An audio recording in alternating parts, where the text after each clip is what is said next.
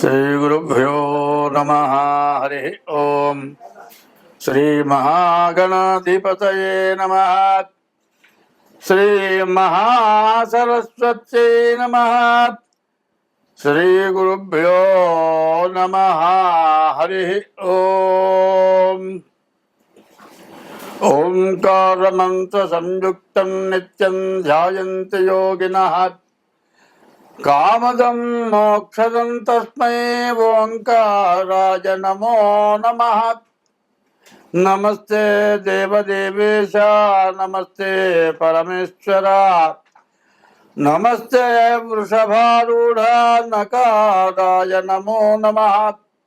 महादेवं महात्मानं महापातकनाशनं महापापहरं वंदे मकाराय नमो नमः।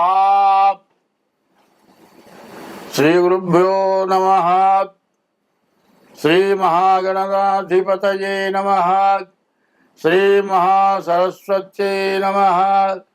अस्मद्गुरोः विद्यानंद गुरुचरणारविंदाभ्यां नमो नमः। శ్రీరాములు మా దైవము శ్రీరాములు మాకు తండ్రి సీతయు తల్లిన్ శ్రీరాముని నీగులిచెదా శ్రీరాములు మాకు ఇచ్చు సిరి సంపదలు. 2025 సంవత్సరం జూన్ నెల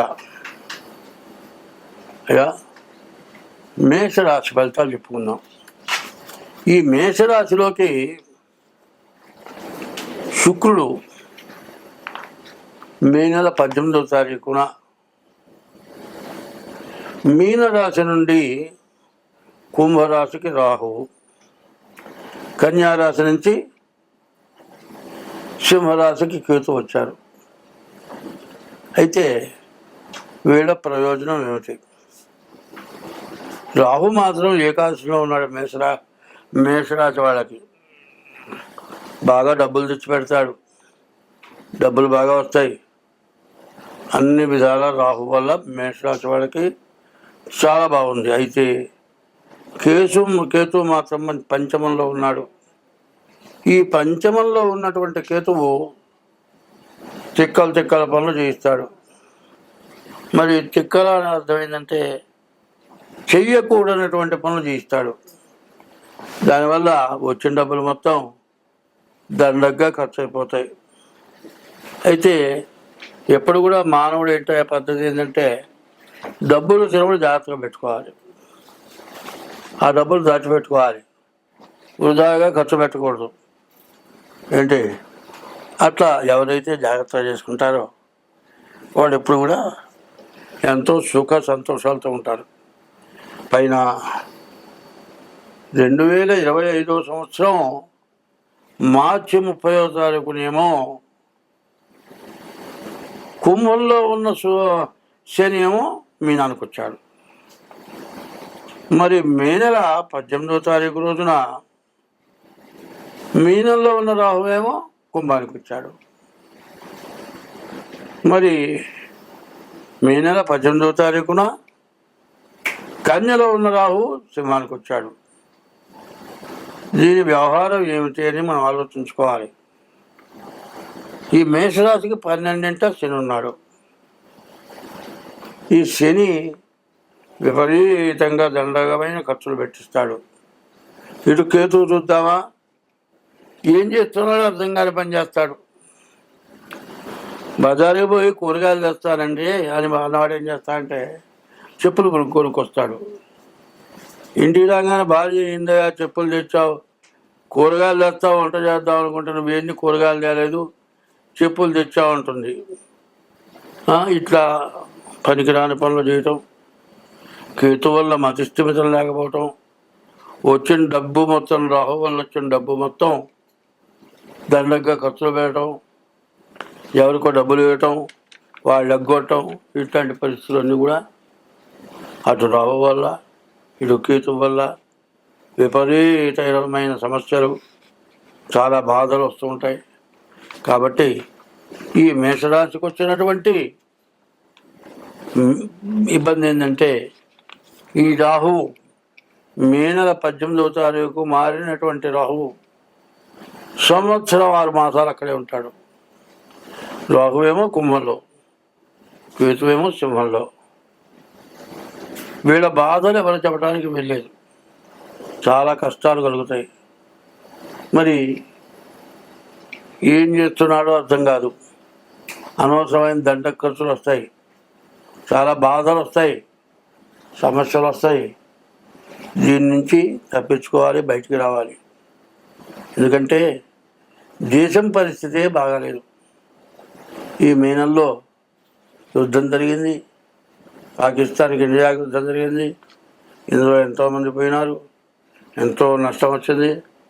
అట్లాగే రాహుకేతువులు మారిన చేత ప్రజలకు కూడా చాలా సమస్యలు వచ్చినాయి. ఈ సమస్యల నుంచి బయటపడాలి అంటే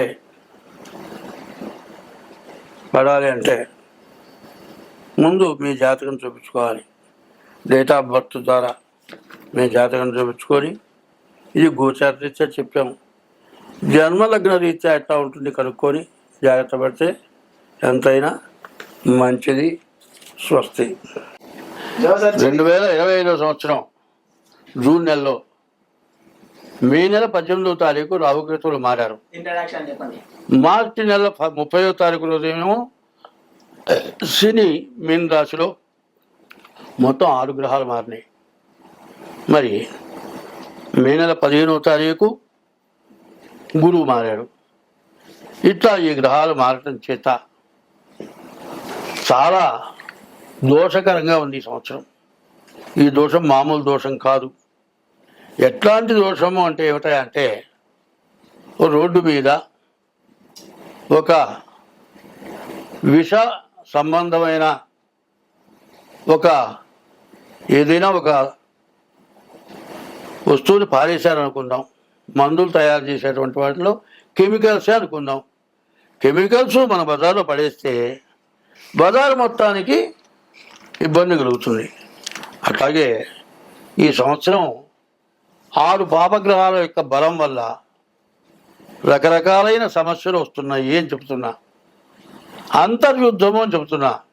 ఈ అంతర్యుద్ధం కనపడేది కాదు, లోపల యుద్ధం. ఇక్కడ నేను మాట్లాడుతున్నానండి, ఇక్కడ చెబుతున్నా. నాకు ఎక్కడుంటుంది? ఎవడికో నాకు ఇంకోటికో ఒకసారి తగాదా జరిగి ఉండొచ్చు. వాళ్ళు ఏదో చెయ్యాలని లోపల ఉంది, ఆ ఆలోచనలో ఉంటా. ఇక్కడ మాట్లాడుతూ చక్కిలు లేస్తా. లేవడం కాదు, కర్ర తీసుకుంటా. వాడు ఇక్కడ ఉన్నాడా లేడు, వాడిని కొట్టాలని బయలుదేరుతా. ఏంటో ఇక్కడ వాడిని కొట్టాలి, అడిగో ఏడు వాడు ఇక్కడ లేడు అంటే మనస్సు అంత చెడిపోతుంది. ఆ చెడిపోయే మనస్సు నీకున్న శత్రువుని కొడుతున్నావా, ఎదుర్కొన్నా ఉన్నవాడిని కొడుతున్నావా, నీకు అర్థం కావట్లేదు. ఆ శత్రుత్వం అనేది నీ లోపల క్రోధం బయలుదేరడమే నీ యొక్క ఆవేశం. నీ ఆవేశం వల్ల ఎంత ఇబ్బంది పడుతున్నావో అర్థం కావట్లేదు. ఇప్పుడు మనకు అంతర్యుద్ధం అంటే ఈ మధ్య జరిగిన యుద్ధం ఏమిటి? పాకిస్తాన్కి మనకు యుద్ధం జరిగింది. పాకిస్తాన్ పరిస్థితి ఎట్లా ఉంది? పూర్తిగా దరిద్రంగా ఉంది. మనకు యాత్రాస్థలం అది.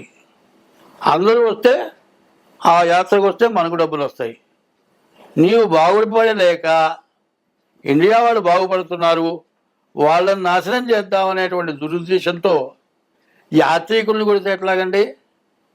పెళ్ళాం మీద కోపం వచ్చి కుక్కని కొట్టాట. పెళ్ళాన్ని ఏమనలేక కుక్కని కొట్టాట. నీ ఇంట్లో నీకు తింటాని లేదు, నీకు సంపాదన లేదు, నీ మంత్రులకు కలియక లేదు, సరైన ఆదాయం లేదు, దుర్మార్గుల్ని పెంచి పోషిస్తున్నావు, వాళ్ళు దేశాన్ని నాశనం చేస్తున్నారు. ఇన్ని జరుగుతూ ఉంటే నీవు చేసే పాపం నీకు తెలియక పక్కనున్నటువంటి భారతదేశాన్ని పాడు చేయాలనుకున్నావు. సరే, దేశంలో సంగతి అట్లా ఉంచండి. ఇంట్లో మొగుడిని కొడదామని పెళ్ళాం అనుకుంటుంది, పెళ్ళాన్ని కొడదామని మొగుడు అనుకుంటాడు. ఈ మొగుడు పెళ్ళాము నాకు డబ్బులు ఇవ్వటం లేదు, కొడుకు రావకూడదు అనుకుంటాడు. ఈ ఇంట్లో కలహం, పెద్ద కలహం. మరి ఈ కలహం వల్ల, తగాదా వల్ల ఎన్నో సమస్యలు. ఒకటే చిన్న విషయం చెప్తానండి. 7 కట్టెలు ఉన్నాయండి. అక్కడ పడేసి వాడిని పిలిచి, ఆయన ఈ కట్టెలు మొత్తం ఎరగదీయరా అంటే 5 నిమిషాల్లో ఎరగదీసి పారేశాడు. ఇంకో 7 కట్టెలు కలిపి కట్టగట్టుంది, అదే కట్ట విప్పదీయకుండా ఎరగదీయరా అంటే 10 మంది వచ్చినా తీయలేకపోయినారు. 7 కట్టెలు విడివిడిగా ఉంటేనేమో ఒక్కరే విప్పదీశాడు. కలిసి ఉన్న 7 కట్టెల్ని ఊడదీయకుండా ఎరగదీయాలంటే ఎవరి వల్ల కాలేదు. భారతదేశం కలిసి ఉన్న కట్టెల కట్ట, పాకిస్తాన్ విడివిడిగా ఉన్నటువంటి కట్టెల మోపు. నీలో నీ బాధ ఎటువంటిదంటే నీవు, నీ సంగతి, నీ ప్రజల సంగతి, నీ దేశం సంగతి, నీ ఆర్థిక పరిస్థితి జాగ్రత్తగా చూసుకోండి. నీ చేత కావట్లే కాదు. ఎవరైనా భారతదేశం లాంటి దేశాలు సహాయం చేసుకొని బాగుపడదాం అనుకోక పక్కనున్నటువంటి భారతదేశం ఎవరు మీరు మన యుద్ధం అనంత మనం పొట్టాడుకోవడం ఏంటి? దేశానికి అట్లాంటి యుద్ధం వచ్చింది, మన ప్రజల్లో యుద్ధం వచ్చింది. ఇప్పుడు ఎట్లా ఉందంటే ఎవడి వృత్తి అయినా సరే వాడికి కొంతమంది మనుషులు కావాలి. ఏ వ్యాపారస్తుడికైనా తను ఒక్కరు ఉండి చేయలేడు కదా, వాడి చేతి కింద కొంతమంది మనుషులు కావాలి. కానీ వాళ్ళని చక్కగా చూసుకొని వాళ్ళకి తగిన జీతాలు ఇచ్చి వాళ్ళని ప్రేమగా చూస్తే పర్వాలే. వాళ్ళకి జీతాలు ఇవ్వక, జీతాలు ఇస్తే వెళ్ళిపోతారని 2 నెలలకి నెల జీతం ఇచ్చి, 3 నెలలకు నెల జీతం ఇచ్చి వాడిని ఇబ్బంది పెడుతూ ఉంటే, జీతం కోసమన్నా పడుంటాడు అని అట్టు పెడితే వాడికి చివరికి విరక్తి పుట్టి ఇంట్లో ఏదో కాజేసుకొని వెళ్ళిపోయి నిన్ను, నీ వ్యాపారాన్ని సర్వనాశనం చేస్తాడు. స్వార్థం వల్ల నీ చేతులాలు నాశనమైనవు. అంతర్యుద్ధం ఇట్టా ఉంది. ప్రజల్లో అంతర్యుద్ధం, దేశంలో, ప్రపంచ దేశాల్లో ఒక దేశానికి యుద్ధం. ఈ యుద్ధం వల్ల ప్రపంచం అంతా కూడా భ్రష్టుపోయే పరిస్థితి ఉంది.